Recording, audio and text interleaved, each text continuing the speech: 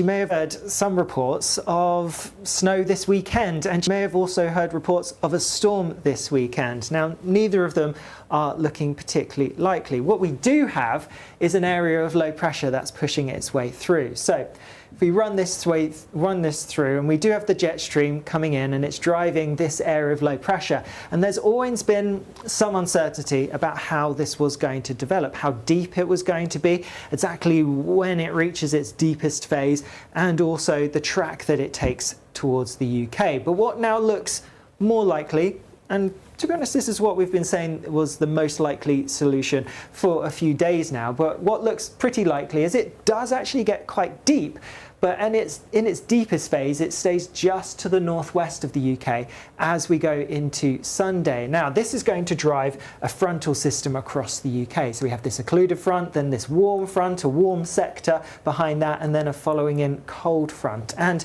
it's kind of in this area around the triple point, which is the triple point is the point where the three fronts meet. And it's in this area that we're likely to see the heaviest rain pushing through as we go through this coming weekend, well, particularly through Sunday.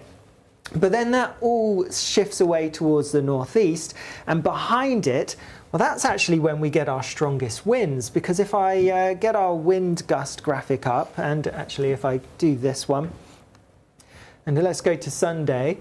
And although the heaviest rain is coming through during the morning, oh, there's no clock on this one, that's not particularly helpful. But although the heaviest rain is, that's because I haven't got my gusts up. There we go. Then, although the heaviest rain is coming through during the morning, it's actually later on during the evening and overnight into Monday when we're going to get the strongest winds. So we're talking gusts of 60, 70 miles per hour, mainly in exposed spots, but really across much of England and Wales. It is going to be particularly windy as we go through the day. Now, we do have a warning as a result of that. If we just go back, here is the warning. And it covers, like I said, much of England and all of Wales, and talks about those winds. And when we get these kind of winds, we need to watch out. There could be some flying debris. There's likely to be some travel disruption, could be some road closures, could be some ferries being cancelled or delayed, that kind of thing. So there will likely be some impacts, particularly as we go into Monday. But you'll notice it's a yellow warning at the moment. And it looks like whilst we have medium to high likelihood of there being some impacts, the impacts don't look like they'll be severe enough for us to warrant naming it. And also it's going to be wet and windy at times across the Republic of Ireland. We've spoken to Met Éireann, and they're also at the moment not considering naming it. So no storm at the moment.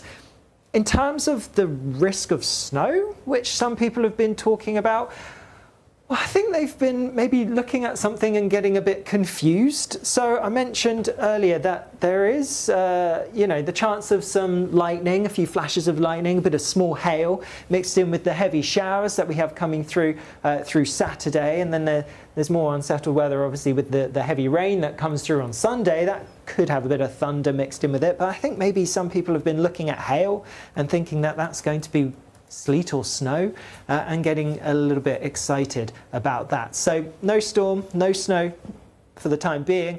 I think